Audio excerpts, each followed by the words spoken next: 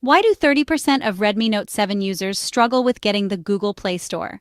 Here's how you can easily install the Google Play Store on your Redmi Note 7. Method 1. Flashing a global ROM. First, unlock your bootloader using Xiaomi's unlocking tool. It's a bit technical, but manageable. Then download a stable global ROM that includes Google Play services. Finally, flash the ROM using TitoWarp or MyFlash. Method 2. Using Gbox. Gbox is a third-party app that simulates the Android environment. Download and install Gbox, and you'll be able to use the Google Play Store without any flashing. Method 3. Direct APK download. Find a trusted source like UpToDown to download the Play Store APK.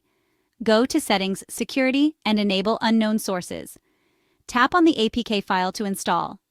Remember, flashing a ROM can be risky and might void your warranty.